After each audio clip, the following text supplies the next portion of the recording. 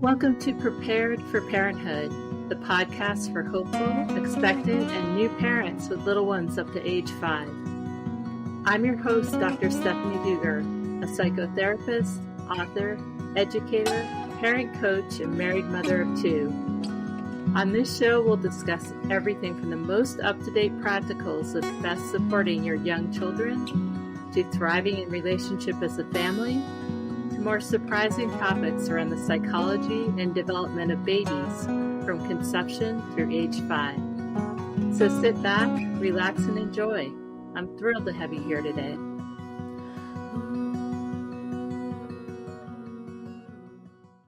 Welcome back to Prepared for Parenthood. Our guest today is Barbara Harper, an internationally recognized expert on water birth and gentle birth, who founded Water Birth International in 1988 to ensure that water birth is an available option for all birthing parents. During the past 4 decades, Barbara has worked as an obstetric and pediatric nurse, a midwife, midwifery instructor, childbirth educator, doula, and doula trainer, and has used her vast experience to develop unique seminars, which she teaches within hospitals, nursing schools, midwifery and medical schools, and community groups worldwide. Her best-selling book and DVD, Gentle Birth Choices from 2005, is one of the top 10 recommended books for pregnant families and has been translated into 9 languages. Best known for her water birth certification courses, which more than 15,000 people have taken, Barbara has dedicated her life to changing the way we welcome babies into the world. She's the mother of 3 adult children, 2 of whom were born at home in water, and she's also a grandmother. So welcome, Barbara. We're so thrilled to have you here today. Thanks for joining us. Thank you, Stephanie. It's an honor and a privilege to join your audience and give a little bit of insight into what I do. For our listeners who may not know, what exactly is water birth, and what are the benefits of having a water birth? From the very beginning, October 1984, which was the birth of my second child, first water birth. So this month is my 40th anniversary. He was born at home. I had built my own tub because nobody had heard of water birth in 1984. So I still remember that night with complete clarity. And I turned to my midwife and said, "Oh my gosh, I have to tell every woman on the planet how easy this was." And I haven't stopped talking about it. And I said in the very beginning that water was easier for women and better for babies. And today, 40 years later, we have the research and the science that backs up that statement, that it is easier, it's gentler, it's empowering, because your brain actually changes the brain waves. When you get into water, it creates 3 things. It creates comfort, and everyone in labor needs comfort. It creates peace of mind. It creates a stillness. The negative thoughts start disappearing. And I think the best gift that water gives us is deep, profound relaxation of the whole body, not just your uterus, but including your uterus. However, your uterus doesn't stop working because you're so deeply relaxed. That's one of the great gifts that water birth has given us, that everything works. Body, mind, and spirit come together in that fluid environment. The certifications that Water Birth International has given out have been in 79 countries, including China. I think we had the most people certified in China than any other place. I worked in China every year for a month or 2 months for 17 years, introducing water birth into over 40 hospitals in China. And yes, we did the occasional home birth. As a midwife, I've attended well over 1,000 water births in homes and birth centers and some hospitals as well. The gifts are numerous, and I hope today that I can give you some insight on what those gifts actually are. Well, you're speaking to someone who is a lifelong competitive swimmer. And I had my two children at home as well and was in a birthing tub for part of those births. They weren't actually born into the water at the end, but both times I loved having a birthing tub. I felt like it was so relaxing for my whole being, my body, my mind, my spirit, probably. Everything just settled. And it made it much more easy for me to be present. And I find that even when I'm not birthing, if I'm in comfortable water, I love the way my whole being just relaxes. And so maybe you could speak to some of those gifts that you just mentioned. Yes, and let me delineate the differences. I call it water-assisted labor and water-assisted birth, because somebody might not have a birth pool set up until they're 8 or 9 centimeters dilated, and then they get in and they don't have the privilege of having labored in the water, and they go right into second stage, which is the birth of the baby.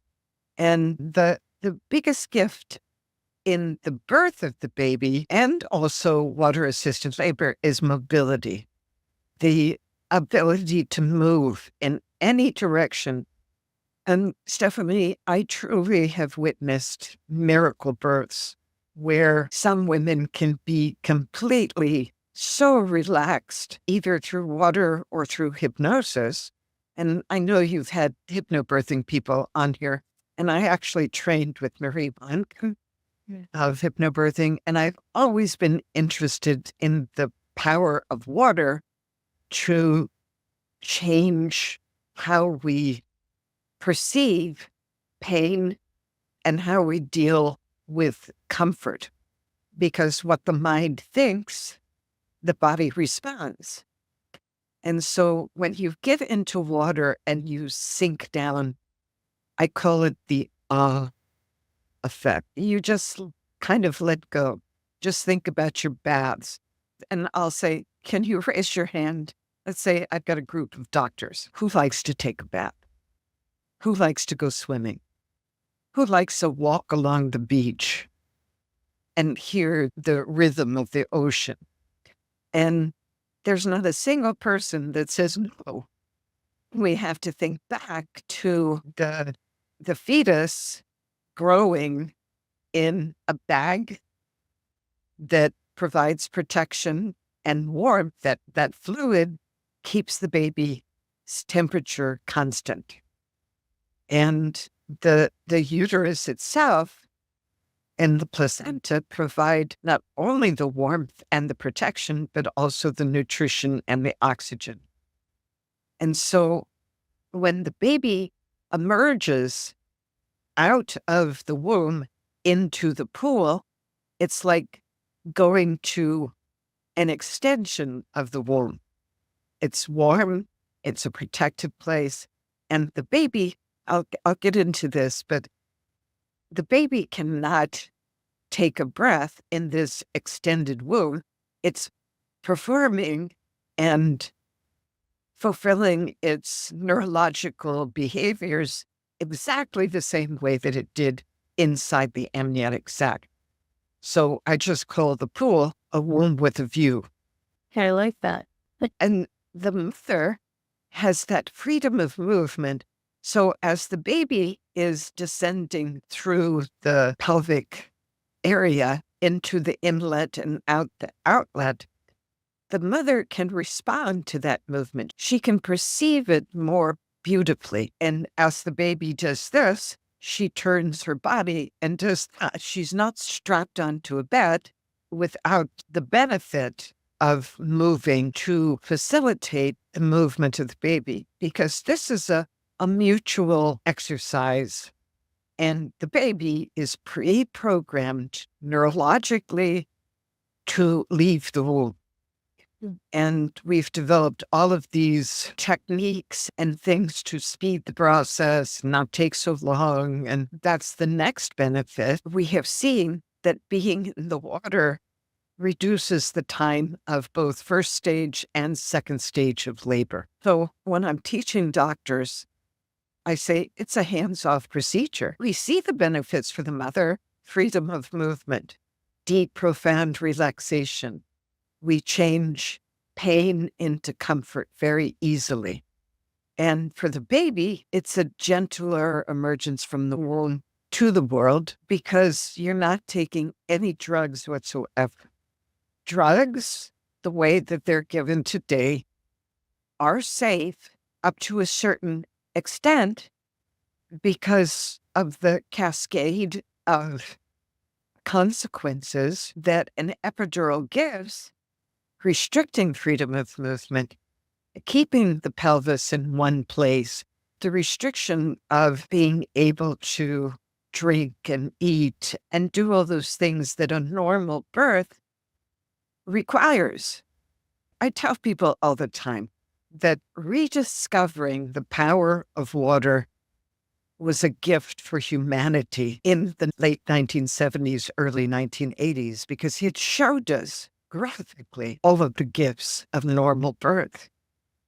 And I'm talking about undisturbed vaginal birth where a woman does everything. So I was at the University of Chicago Medical School, and the head of the medical school had invited me to come. This was early 2000. And this doctor raised his hand, and it was medical students and physicians.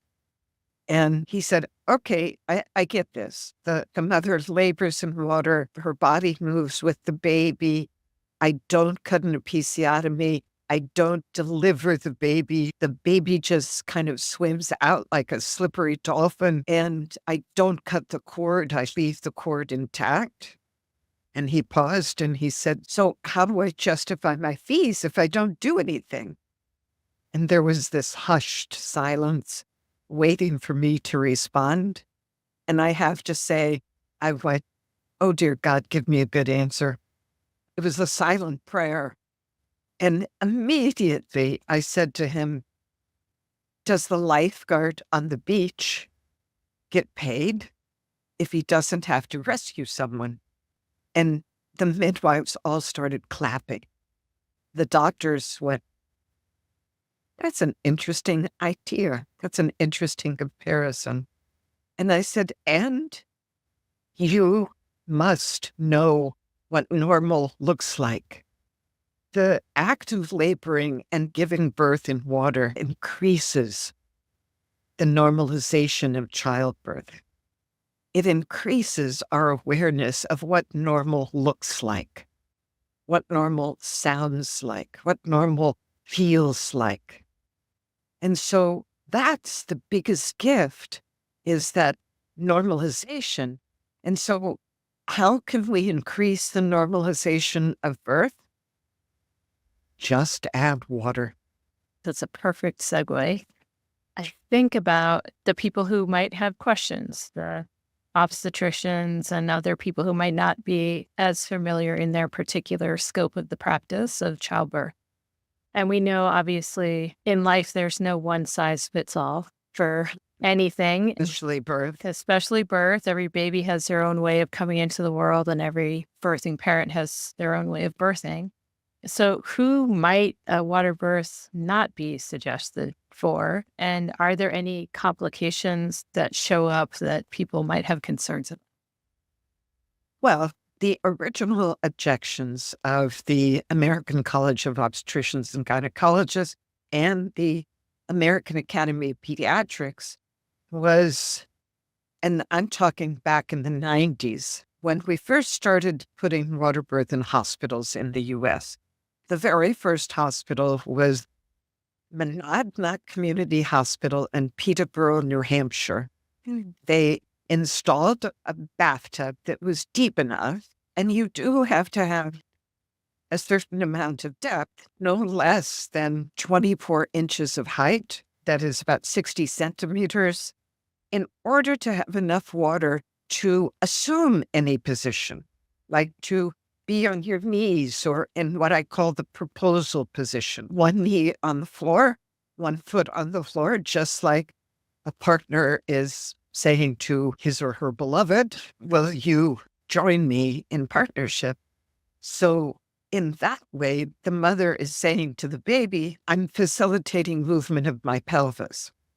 So that hospital installed a tub that was deep enough. And one of the midwives at that hospital had come from the UK. The UK started water births in the late 1970s, early 1980s. And in the beginning, they saw great benefit from it. It was easier for moms, better for babies. And they started keeping track of their data, which turned into statistics. My good friend and colleague, Diane Garland, retired midwife from the Royal College of Midwives, she and I have taught together all over the world. She bringing the UK perspective, me bringing the US perspective. And her study comparing 2,000 water births with 2,000 bed births that were matched for age, parity, and even ethnicity tried to rule out those things that shouldn't be in the water. And the first objections, her study was published in 2006 in the journal Midwifery. But in the very beginning, the doctor said in the 90s, we have to have randomized controlled trials. We can't just start putting women in bathtubs and seeing what happens. But randomized controlled trials means that one woman is assigned to a bathtub and another woman is assigned to the bed. And until we improve our bed routines, the statistics are going to be skewed. And who is eligible? Okay. You're pregnant with one baby. The baby is head down. You're in your 37th to 42nd week, and you show no signs of skin, blood, or even respiratory infections that have not been treated. Well, the doctors originally said every baby is going to be damaged by water birth because as they come through the vagina, their lungs are going to expand and they're just going to inhale water. They did not take a professional physiology class with Dr. Paul Johnson at Oxford University because he published a paper in 96 that said to breathe or not to breathe. That is the question of water birth. And he answered it beautifully.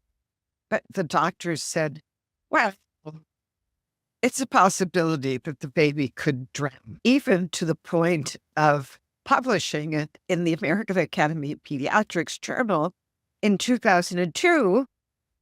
And the title of that article is Water Birth, a Near Drowning Experience, where they looked at home birth to hospital transfers and said, well, this transient tachypnea was because the baby inhaled water. Dr. Jennifer Van der Lens, a PhD in midwifery, and she has her master's in public health. She has become the U.S.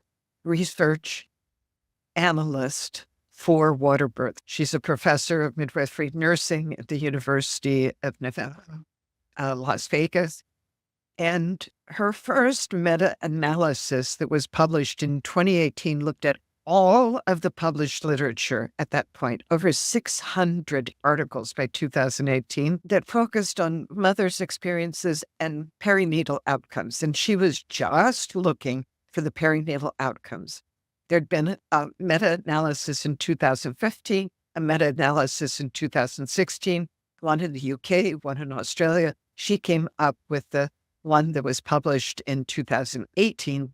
And all three of those said the statistics for water birth, and this is how she told me. She called me up and she goes, Barbara, the outcomes for water birth aren't as good for babies born in water as they are on the bed. And I said, okay, tell me what you found. And there was this pregnant pause. And she goes, they're better. In every single parameter, they're better. So she didn't just stop with that 2018 meta-analysis. She went on and partnered with the head researcher in the UK, Dr. Ethel Burns, and Carla Feely, and her research partner, Patricia Hall, and they published in the British Medical Journal in 2022 a meta-analysis of 157,000 water births in the UK and in the US. And then in 2024, this year in June, the POOL study, the pool study, came out looking at 26 hospitals in the UK, all of their statistics. Over 60,000 women had either labored and or given birth in water. And the babies that were born in water, they looked at over 39,000 of them. Guess what? Same thing. Easier for mothers, better for babies. I got a letter in 1995 after I submitted a request to the practice committee of ACOG. Here's all the published research we have by 1995. Remember, I started in 84, and I couldn't find a single published article in 84. The very first one was published in The Lancet in 83 by Dr. Michel O'Donnell. And I sent them all of the articles and said, please give me your opinion. And they said, we cannot support this unless there are randomized controlled trials published in peer-reviewed journals in the US with populations of 10,000 or greater. And now we've got almost 40,000 babies born just in the UK that are in studies. And together across the world, we have over 700 peer-reviewed papers now. It's time to change their opinion. So we heard a little bit about how it's easier for the mamas giving birth, and that makes sense. My experience is the water is supporting you, right? So you have that extra physical support, the ease of movement. It helps with pain management, things like that. And then baby is born. What are the positive outcome happens for the baby? Obviously, a more relaxed mama giving birth is going to be better for baby. But what did they find in that research that let them know that it was better for the babies? Well, let's look at what makes a birth easier, difficult for the baby is complications. We saw less postpartum hemorrhage in the mother. We saw less NICU admissions. We saw babies that come out with eyes open, ready to connect, because those babies have a full complement of oxytocin and the right amount of endorphins and the right amount of norepinephrine, which is necessary for transition from womb to roam. The things that happen in second stage prepare baby for life outside of the womb. And that transitional phase, yes, we have to begin breathing. And water babies, as well as breech babies, babies that are born with their butts burst, their head does not come out into the atmosphere the same way that a head comes out on the bed. And the stimulation for the cascade of changes from fetus to newborn in lungs, in skin, in brain, in digestive system, all of those markers don't begin until the face comes into contact with nitrogen molecules. Our atmosphere is 78% nitrogen and only 21% oxygen. And one of the benefits of that babies experience in water birth is that slow emergence. Their head comes up out of the water. They come to the mother's chest. I call this the sanctuary of the mother's chest. And they immediately connect with her heartbeat, for her breathing pattern, and they start to transition first as soon as that contact comes with the trigeminal nerve in the face, it signals the brain, welcome. You've arrived on planet Earth. You made it. You're in a body. Congratulations. Our breathing doesn't start until the shunts in the heart close and the blood supply that was diverted to the placenta through an intact umbilical cord now comes into the baby's body and is diverted immediately to the lung cells. And the fluids that were in the lungs are now drawn out because the capillaries that surround all 50 million lung cells engorge and become erect and can pull those surfactants and lung fluids out. That's in the lower lung. The upper lung, the upper airways, so to speak, the very first reflex that the baby expresses is swallowing. Why do they swallow? They swallow all of the good bacteria that's in the amniotic fluid as it's been coming through the vagina and it gets into the stomach, and they can swallow, they can spit. Babies that are not drugged through epidurals and narcotics like Stadol and fentanyl and things like that the mother takes are in a much better position to transition normally. We don't have to pounce on them and stimulate them and make them cry. And some of these babies are so incredibly peaceful that they lift their heads and they look at their mother's eyes. And when the mother's eyes connect with the baby's eyes, the baby's amygdalas turn on in the brain and say, oh, thank you. I can trust you. I feel safe here. So benefits, immediate skin to skin, no cord clamping, slower transition, no jumping on the baby.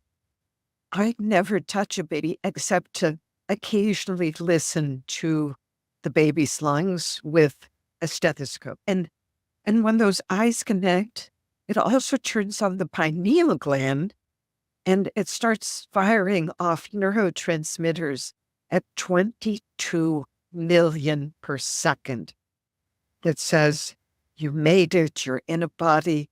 Now you have to switch over from getting your oxygen from the placenta. And while that cord is still intact, it's parallel circulation. You're getting blood from the placenta and you're starting to oxygenate the lungs. And then the baby goes like this. They breathe out and get rid of the carbon dioxide. They go, oh, hello, hello. And it sounds kind of like this. And I translate it into different languages when I teach. I love Chinese because the word for breathe in Chinese sounds like a breath.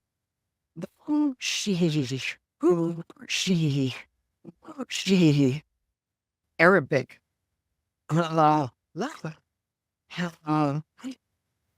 In Hebrew, the word for God is Yod-Heh-Vav-Heh. And so just look at around the world. I've been to 79 countries. I've seen birth in 79 cultures, language, to a baby that's just come.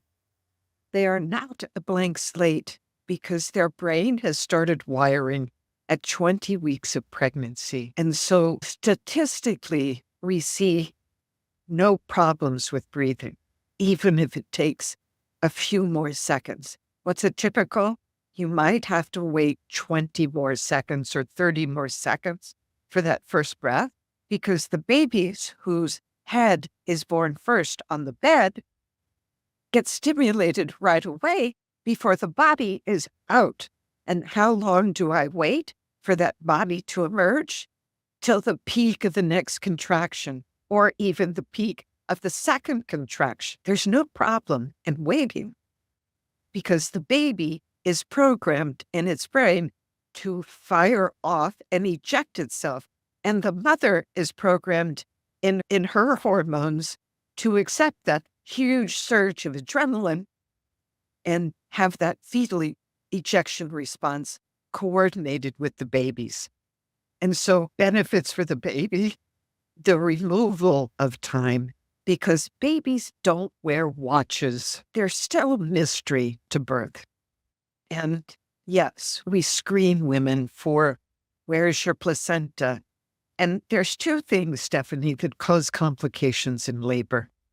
Do you want to know what they are? Please share. The first one is fear. What the mind thinks, the baby responds. The second one, and I think I'm going to put that one first, you must grow a healthy placenta.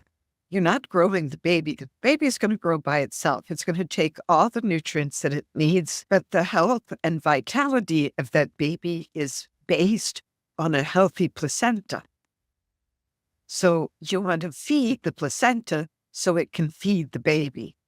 And so that means that the second area of complication is food or lack of food in this fast food culture that is not nourishing placentas. And this is where we see complications.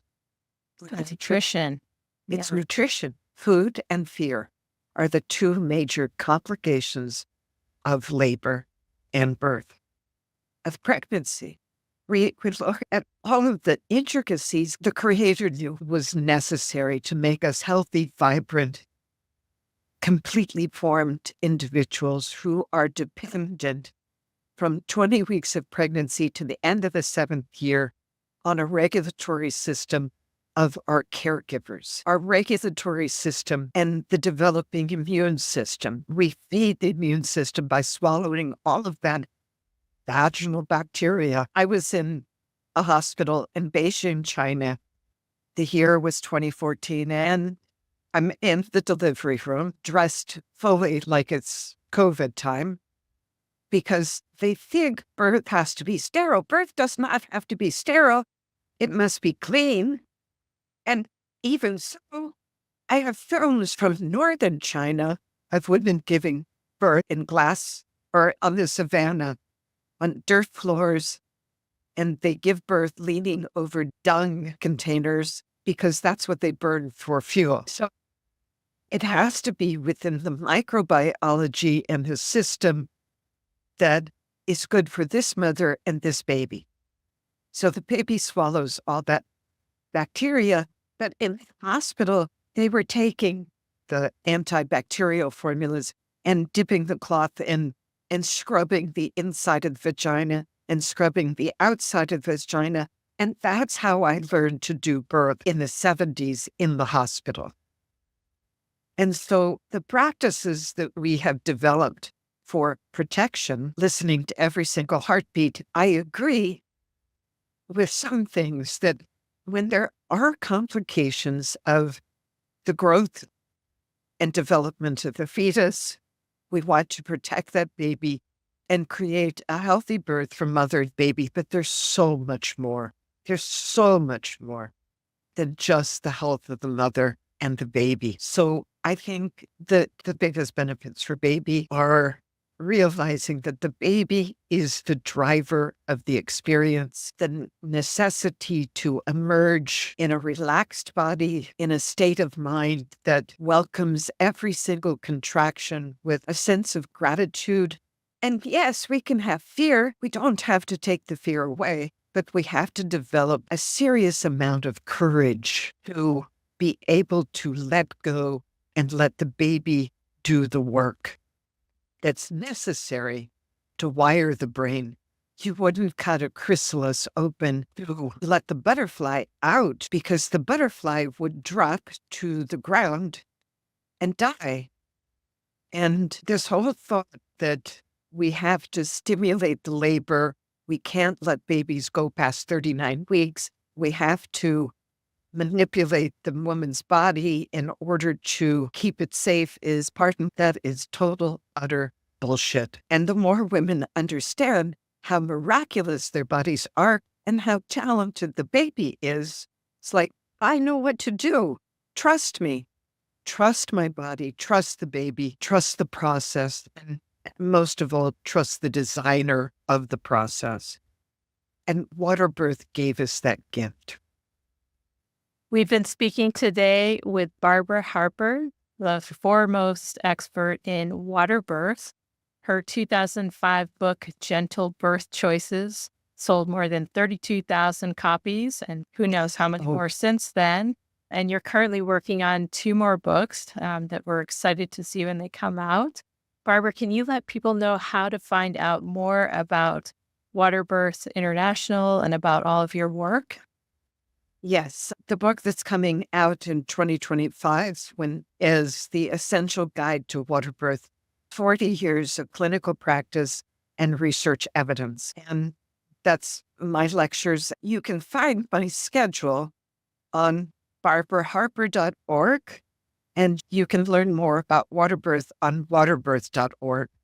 The second book is Gentle Birth Wisdom, the wisdom of the ages from the beginning to the 21st century.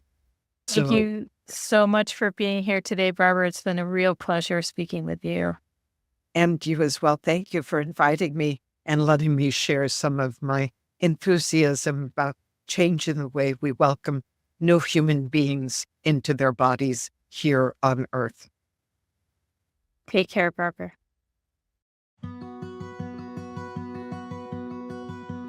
Thank you so much for listening to the Prepared for Parenthood podcast today.